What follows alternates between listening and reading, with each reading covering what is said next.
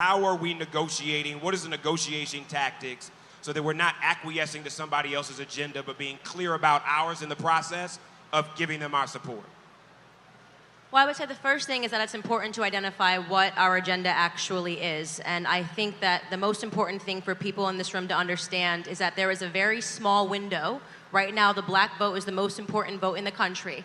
There's a very small window before our vote's not going to matter. These conferences won't matter, and us sitting here won't matter, because illegal immigration, if you're looking at the numbers, every new birth in this country, 60% of all new births are Hispanic Americans, and the Democrats are about, listen, you're saying, let me get to the point. I'm going to tell you what's wrong with it.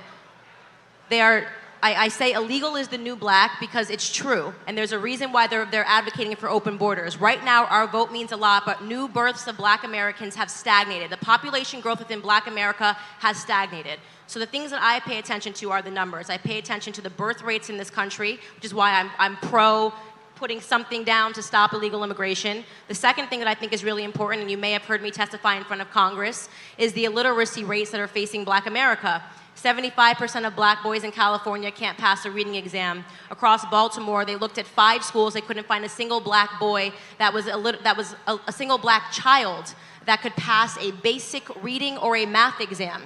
So I caught a lot of slack because I said, this is the Democrat plantation, but I meant what I said. If you look historically at what the plantations were when we were slaves, there were 3 things that were necessary for them to run. The first was our ignorance. Black Americans were not allowed to learn how to read unless we would have our limbs chopped off. And that was because an educated mind cannot be enslaved. So the fact that our schools are in this condition in the inner cities and all throughout America and not a single candidate is talking about it is problematic to me. I think that that's a huge negotiating tool for me. We need to be talking about the inner city schools.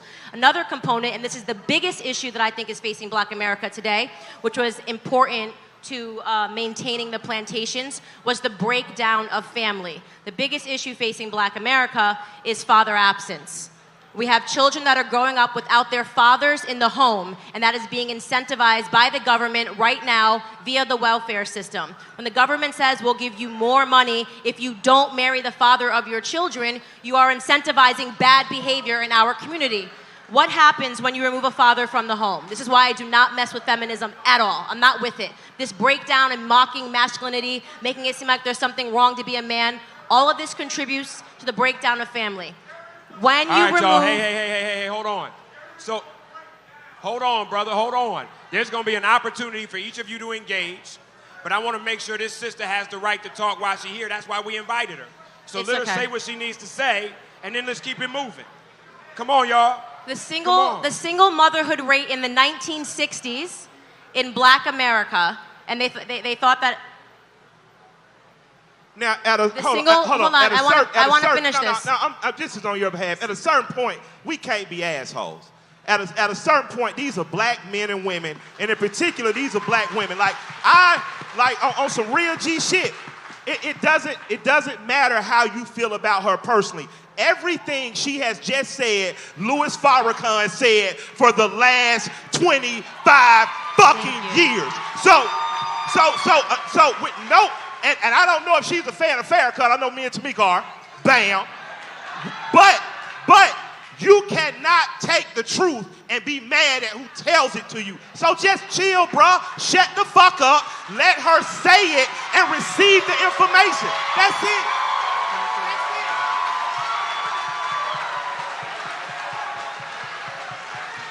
I apologize. I digress. Thank you. Mike, thank you so much for I saying what I want you to continue because I was listening. Yeah. So, I mean, I've been turned into public enemy number 1. I say the same thing when I hit every stage. The single motherhood rate in the black community in the 1960s, before Lyndon Baines Johnson started the Great Society Act, was 23%. At that time, that was considered very high. 23% of black people growing up without a father in the home. The single motherhood rate in the black community today is 74%. 74% of our children are growing up without a father in the home. It was Barack Obama, who I don't even really have anything for, who told you what happens when you remove a father from the home. You're 9 times more likely to end up in prison. You're 6 times more likely to drop out of high school, and you're 12 times more likely to lead a life of poverty. Why is nobody talking about father absence, and why do we keep being silenced when we actually do? This is what black conservatism is, by the way. It's really not. You gotta give the woman credit. She brings her boxing gloves to every single battle, and she's not afraid of being ostracized by everybody for having a different point of view. I respect that in a person, because that's what inspires change. People ostracized Galileo for claiming that the earth was round. Einstein was considered by his teachers to be an idiot. Visionaries are often ridiculed for having different perspectives, and Candace Owens is no different, being a pretty out there black activist. Now, we just saw her bring out some startling facts, and her main point is that the black vote gets manipulated into voting for the Democrats with one word: racism. It causes such a huge emotional reaction of outrage and pain in people.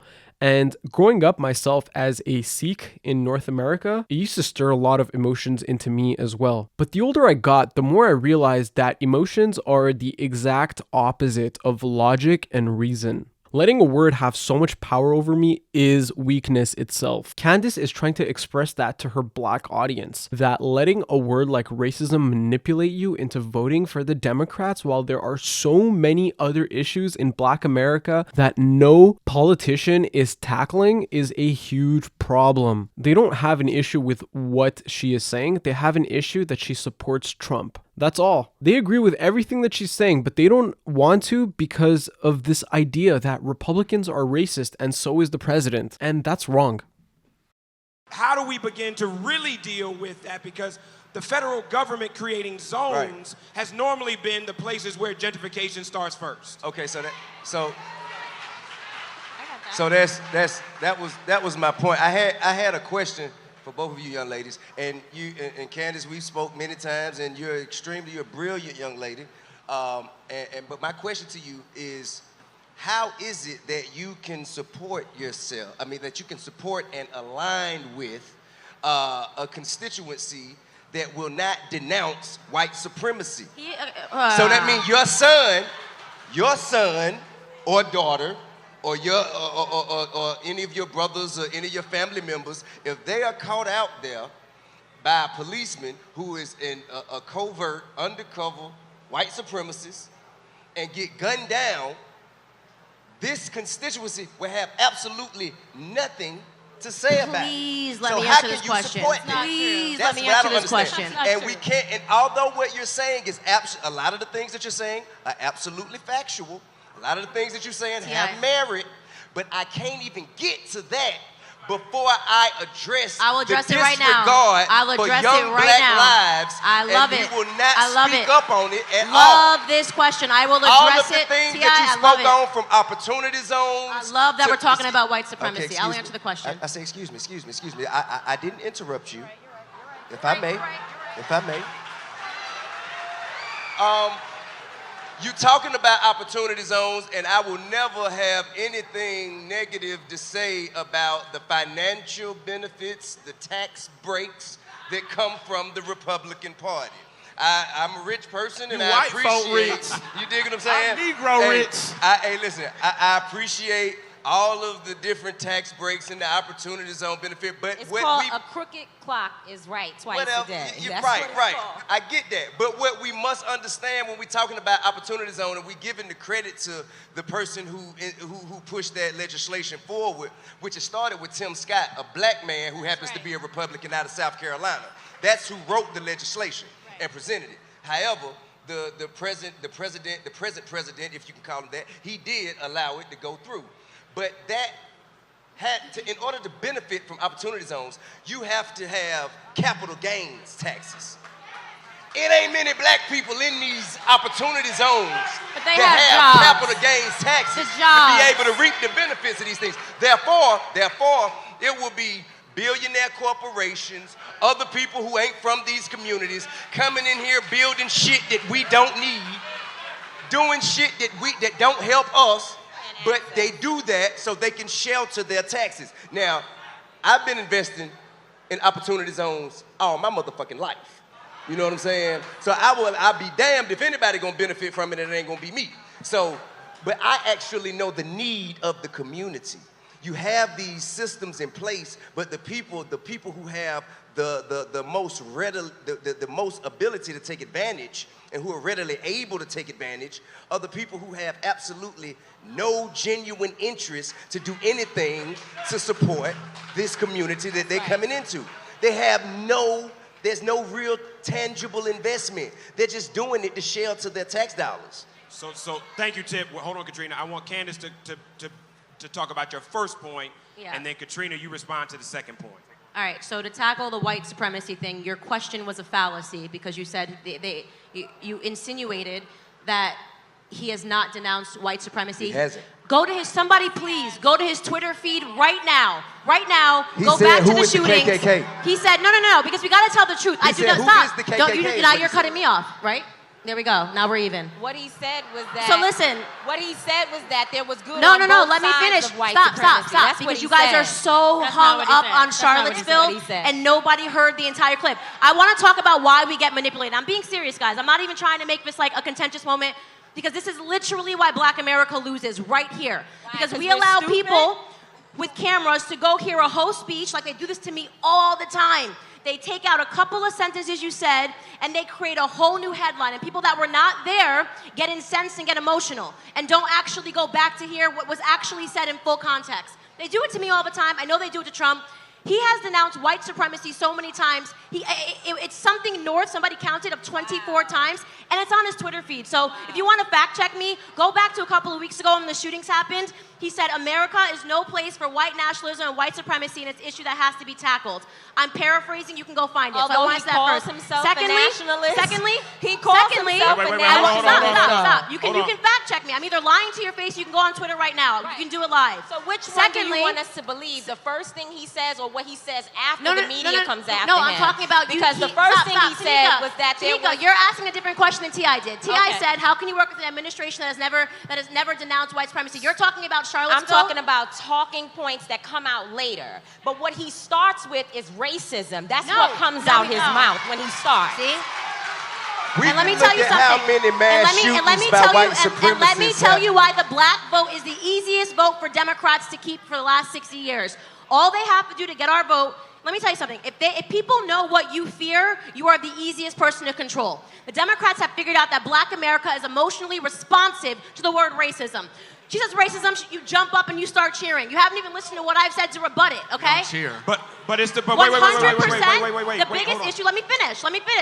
The biggest issue facing Black America is not white supremacy. When Trump said there were good people on both sides, he was talking about the fact that some people that were in the Charlottesville rally, and he could have paraphrased that better, he could have said something better, literally came there because they don't believe that statues should be torn down, okay? Other people came there because they were upset that amongst the people that came there to watch the statue be torn down were also white nationalists. So what he meant was there were some people that were just there using their First Amendment right. There were some people that were there to respond to the white nationalists, and a big mess happened. I'm not trying to defend him or relitigate a situation. I'm saying that being hung up on that is allowing you to not look at an administration that is tackling so many issues in Black America right now. I do not consider myself a Republican. I definitely am not a Democrat, but Trump woke me up. I used to be liberal. Trump woke me up to the idea that we're being manipulated by the word racism every 4 years. So wait. They call everybody racist. All right, we're going to get into this. Oh, and get into this? We will. T.I. asked about police brutality here.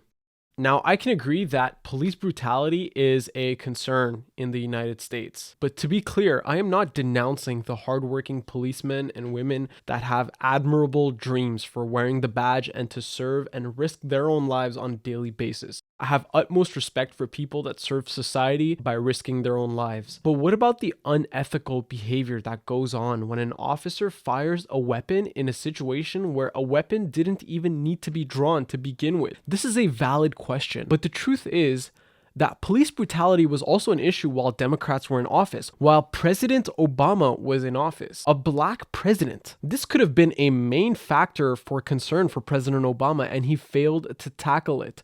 It's not because he didn't want to. It's because his office did not consider that to be an important point of contingency. If a black Democrat president failed to tackle it, that pretty much sums up the Democrats' agenda. Thank you for watching my video, guys. I hope you enjoyed it. I hope you were able to take some information of value here. If you did, please share, like, subscribe, comment on what your opinion on the matter is. And I'm going to look at all the comments and respond to the ones that spark a productive conversation so that we can move forward together as a people. Thanks.